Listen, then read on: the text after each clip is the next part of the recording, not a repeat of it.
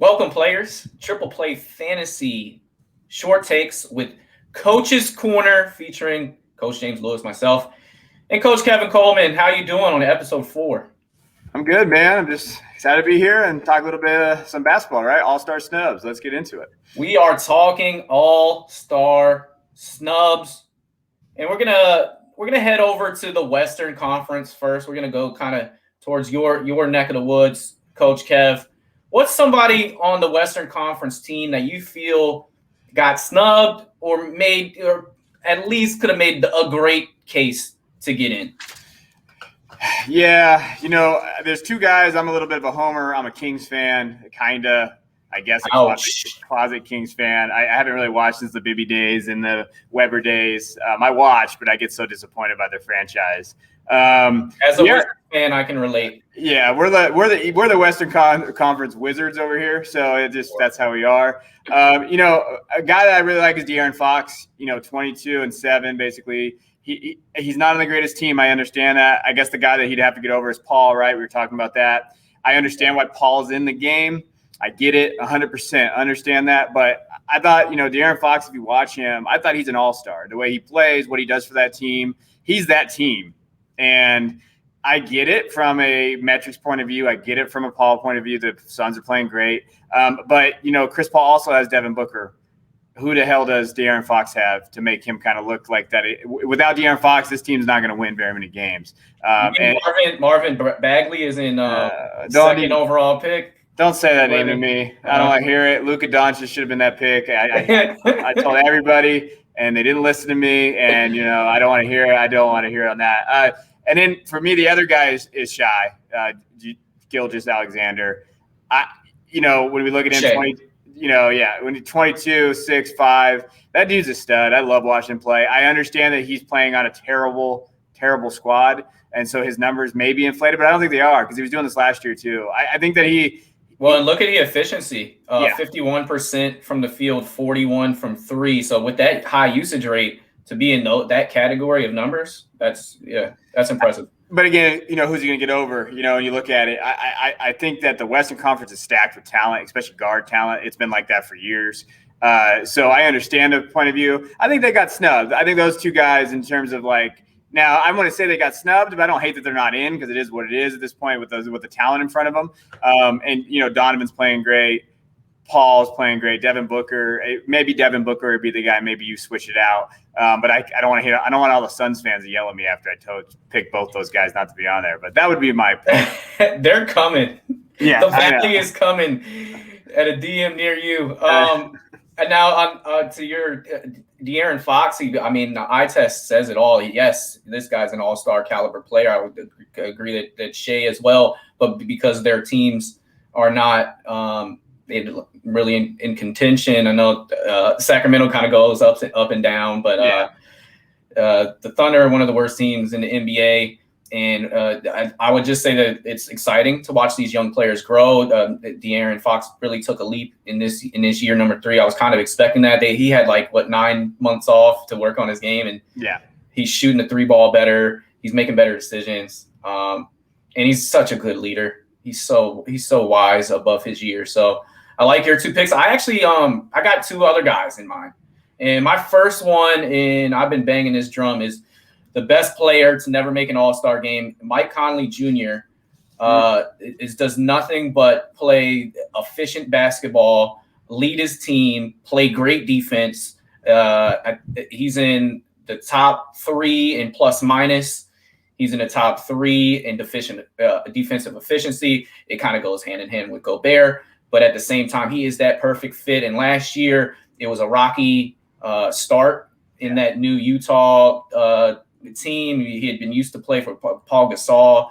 And he goes from a guy that can hit the 3 to a guy that's just a rim runner. And then you got Donovan, explosive player next to you as opposed to defensive player. So it was an adjustment, but he's missed some games. And so I can understand, but there is an argument there for Chris Paul. They do have the number 1 team in the league by far, by a wide margin. And if you watch the games, it's hard to determine who's their best overall player between him and Donovan. I know Donovan looks the part. He's off the chart with his explosiveness, but Conley. I just want to see him get one. He just deserves it, man. And with James Harden out, and you think some spots open up, then these young guys just pop out of nowhere. What do you think about Mike Conley before I throw out my second name in the West?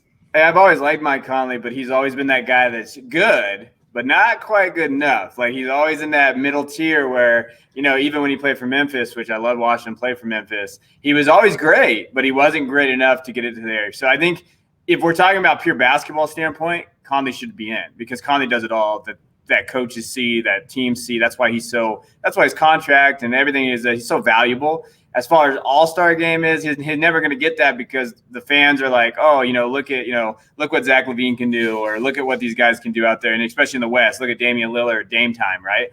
And you do all these things, and I get it from that perspective. I wish Conley could get in. I wish they did that thing where they just gave they gave an extra roster spot, like the Nowitzki year. I'm with that. I think they should at least expand the roster to 13. And even if it's got to kind of be a little bit to like that veteran nod situation, it just kind of was fortunate that they had D Wade and Nowitzki retiring in the same year. But this stat definitely jumps off the chart. I mean, you can say what you want about plus minus, but his plus minus is 11.2. It leads the league by more than 2 points. That shows that, hey, I'm winning, and as coaches, we can appreciate a good plus minus from your point guard. Mm-hmm. So Mike Conley gets a shout out, and man, I'm not polling for an injury here, but get this guy in. And then the other guy who has just lost respect from just the common fan, unless you are a San Antonio fan, and that is DeMar DeRozan, averaging 20 and 7 assists a game. He gives it to you every night. He's one of the most consistent players, and as far as durability, I don't know when the last time he missed a game, but DeMar DeRozan has got that Spurs team in the playoffs, which I don't think many of us peg them in right now. I know obviously it's not a guarantee, but he's got them playing well, and he's kind of changed his game where, like, hey, I'm more of a distributor. I didn't think his assists would keep up like this, but DeMar DeRozan should get ahead now. He is a 4-time All-Star, and he was almost penciled in every single year in the East, and he got out West and hasn't seen the All-Star game since. But I definitely think DeMar DeRozan should get some love here. Yeah. Again, who do you take off? Nobody. So I'm just kind of giving him a shout out. Yeah, he deserves a shout out. I mean, I think he's playing well, and I think he's weird, right? He's stuck in San Antonio. No one ever really watches San Antonio. I like San Antonio as a franchise. And they're watchable in these days because they're running up and down the court. Yeah, there they are, and I think that's a good point there. I don't want San Antonio fans and also Phoenix fans to yell at me, but I mean, it's DeMar DeRozan. He doesn't check all the boxes for me as far as All-Star goes. How he's playing, let's give him that nod. But I don't see putting him above any of these guys. But he deserves a shout out for what he's been doing this year, especially because a lot of people left the Spurs to die. Like, they thought the Spurs were done, and he's helped them kind of get back in that playoff chase. So that's a good job by him. Absolutely, especially when his teammate just is almost unplayable with DeMarcus Aldridge when he was a certified All-Star every year as well, and he kind of hasn't adjusted to today's game, and he's in a weird spot. Other guys that should get a little shout out. Your boy Christian Wood, and without an injury, I think he's like 22 and 9, and he's hitting threes. He's just an amazing, maybe most improved player, head candidate right there. And Brandon Ingram's been consistent since continued playing well since last year, and then Ja Morant's probably the best player that's not there, but of course he had injuries too. So let's move on to the Eastern Conference. I think right here we could actually make some real arguments on players that should be in the game. I think we kind of gave shout-outs there in the West, but who would you pull out? I don't really know. Let's go Eastern Conference. Who sticks out to you as the number one snub, or somebody you think I got snubbed? I think Trae Young got snubbed. I think that's the number one. Yes. Yeah, I mean, I don't understand how a guy that's going as 26, 9, and 3 and his metrics look good, his analytics look good.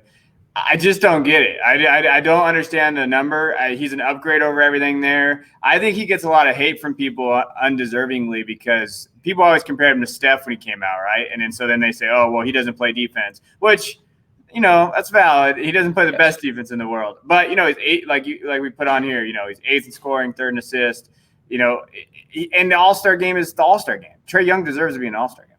He would nutmeg somebody. Like, come on, he's a walking GIF. And you almost didn't even give him enough. You said 26. He's 26.9, and I think 3.9. So you can round that up to 27, 10, and 4, and that is just eye-popping numbers. He is a showman to the highest degree. He's who I want to watch in the All-Star game. And so, like, this kind of goes back to, like, what do you consider an All-Star? And because Atlanta is kind of in the middle range and they're not a playoff lock right now, maybe that's your argument there. But, yeah, I got to put him in. And if I look at the list, who do I take off? Hard again. It's hard. Maybe Zach LaVine, although he's playing so efficient. And he deserves a nod once in a for a change. But yeah, Trae Young, he got to be in that All-Star game. It's like it's like Zion. It's like grab your popcorn and let's watch something amazing about to happen. So I agree with you on Trae Young. My guy that I actually feel like this is a legitimate snub, and this is Domantas Sabonis of the Pacers. He's got the Pacers in the 4 seed right now, where some people thought they're bottom of the Eastern Conference, but they've been consistent, and even in the games that they lose, they are really close. They have a lot of low margin losses. Oladipo gets traded, they still kick it. He's averaging 22, 12, and 6, and he bullies everybody. And I would put him over Nikola Vucevic, who has basically the same exact numbers, except I think he hits more threes at a higher clip. Mm-hmm. Give me Sabonis over him because of the record. And that's my only the biggest snub that I kind of feel most passionate. How do you feel about Sabonis not being in this game? No, he should be over Vucevic, I think. Sabonis, I love watching Sabonis play. I've loved watching Sabonis play for a long time. I think that if he's in the 2010-5 club, he should be in there. I don't know why he didn't get in, to be honest. Like when I saw that he didn't get in, I was like, hey, I mean, that doesn't make a lot of sense to me. Maybe they wanted Orlando Magic in there because God knows when the last time a Magic player made it there without being in the dunk contest.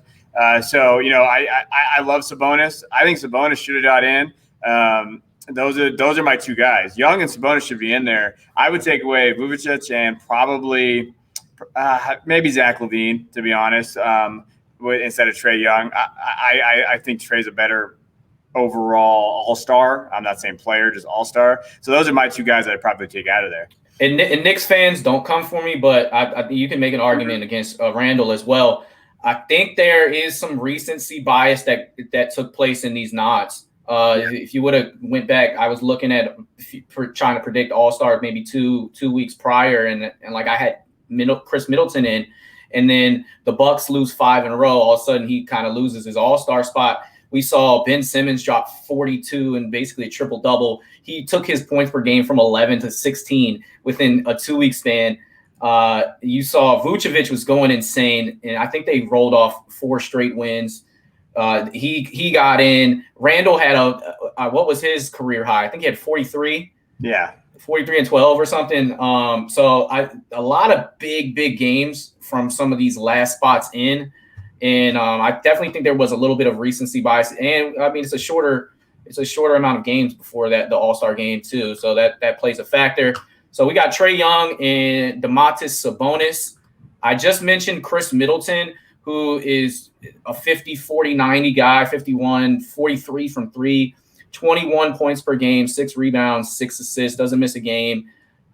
He is just a perfect complement for a regular season. We'll see what that looks like come playoff time. But I think that you can make an argument here for Khris Middleton. Of course, the Bucks are a playoff team, even though they're not playing their best basketball right now. You got anybody else you're looking at? I mean, no, not really. I mean, maybe Russell, but I understand why Russell didn't make it.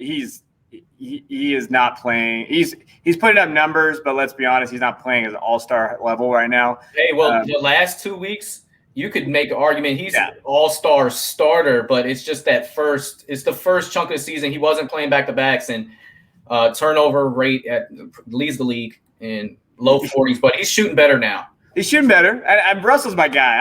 I'm a Russell Westbrook stan, so I'm gonna. I love Russell too. Russell, one of my favorite players. He always has been, just because of the way he plays. But I want to give him a shout out. And my boy Collin Sexton, damn it. Okay, I picked him on our show. I said, hey, he should get in. Obviously, the list. I get it. Everybody out there, he's not ready yet, but I want to give him a shout out because I love how well he's playing. He got to get a little better defensively. I think he needs to shoot at a bit of higher clip. But Collin, hey, you know what, Collin? I appreciate you. You keep doing what you're doing. I'm going to see you here next year. Quote Brad Kilgore. Maybe we can get him in the skills competition. Yeah. Don't listen to Brad, all right? Listen. I thought he was on point with that. That's hilarious. Don't listen to Brad, all right? Yeah. Life goal. Don't listen to Brad on his takes, all right? Listen to me here. Collin Sexton will be there next year, and he'll be playing in the All-Star game. Hot take, triple play right here. All right. He's got better, but I don't see that one, especially the likes of Trae Young not being in there. My guy that wins the eye test and that I think is one of the top 24 players in the NBA, that's Bam Adebayo. He missed some games, injury and then COVID tracing. Bam is a 20, 10 and 6 guy. And come on. If you need to stop at the end of the game, all right, give me Bam. We saw how he played in the bubble, took his team to the finals. Probably could make a case that he was the best player on that Miami Heat team. I love Bam Adebayo, but this year, I guess it was just kind of unlucky with the game situation. They got a bunch of postpones, and they just had a hard luck. The whole team had it, and they were throwing out different starting lineup for like 6 games straight. So Bam gets a shout out for me. Fred VanVleet, I think he had a 57 game, 11 threes. He's earning that contract. Gordon Hayward bounced back and he's playing amazing ball. Speaking of ball, LaMelo is going insane. Yeah. And then Tobias Harris, he plays on the number 1 team in the East. And I don't know if they're number 1 today, but I do believe so. And he's playing, like I said, he's playing efficient. And Jerami Grant, he's up to 23. But you can't really make an argument for any of those guys to get in. We're just kind of giving them shout outs. You could make arguments for Sabonis and Trae Young. And then on the West, just to wrap things up, you can make an argument for me on my side, Conley, or for De'Aaron Fox. So that's what we have here as far as our snubs are concerned. Yeah. Let us know what you think. Like, subscribe. I'm Coach James Lewis. And that's my boy, Coach Kevin Coleman. And we'll be back. Stay tuned. Have a great day. Stay safe.